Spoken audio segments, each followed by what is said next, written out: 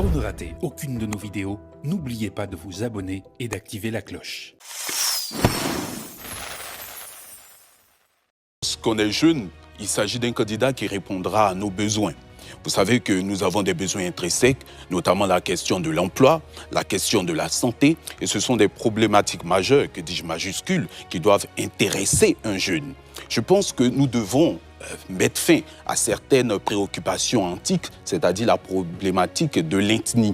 Un jeune doit se demander si le candidat à l'élection présidentielle est cette personne-là qui viendra lui permettre de faire un bond en avant en vue de permettre à ce que son avenir soit meilleur et que lui aussi puisse tenir les rênes de la société. Alamine Fofana, est-ce que vous avez l'impression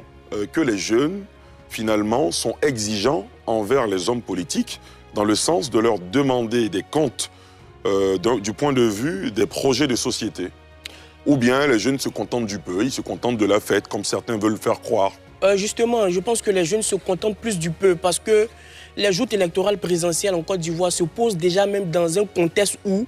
on parle moins de programmes, on parle moins de projets. Vous allez voir, à l'entame de l'élection présidentielle en Côte d'Ivoire, c'est toujours des débats de personnes qui sont polarisés, centrés sur des candidatures qui sont relativement amateuristes ou bien sur des exclusions qui sont souvent présentées par une partie des Ivoiriens comme étant illégales, voire illégitimes. Donc, au fur et à mesure que le contexte général même du débat porte plus sur des débats de personnes, sur des clivages ethno-religieux, ethno-régionaux antérieurs, les jeunes même ne sont pas plongés dans un environnement qui leur permet de pouvoir mettre de plus en plus sur la table des questions réelles qui concernent l'employabilité, qui concernent la santé publique, qui concernent l'éducation et qui concernent ces domaines-là qui sont relativement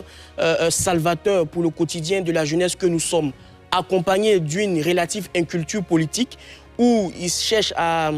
souvent se faire acheter de manière volontaire parce que souvent on a l'impression que c'est les hommes politiques qui achètent les jeunes, mais en réalité souvent c'est les jeunes même qui cherchent à acheter les hommes politiques parce qu'ils concèdent là, cette marge-là de pouvoir prendre quelques billets de banque pour pouvoir voter un tel ou un tel. Donc de plus en plus on ne voit pas le débat politique de fond sur les programmes et sur l'offre politique des hommes politiques qui intrinsèquement liées à leur finalité originelle. De manière concrète, quelles sont les difficultés que vous avez rencontrées? Et la deuxième question, c'est l'opportunité de votre projet qui aujourd'hui fait de plus en plus surface en ce qui concerne le concept d'ivoirienne et d'ivoirois par rapport au contexte ivoirien actuel où on revendique de plus en plus l'amélioration du mieux-être des Ivoiriens par rapport aux questions d'éducation, de santé, de gouvernance alimentaire. Est-ce que vous pensez que la pertinence de ce projet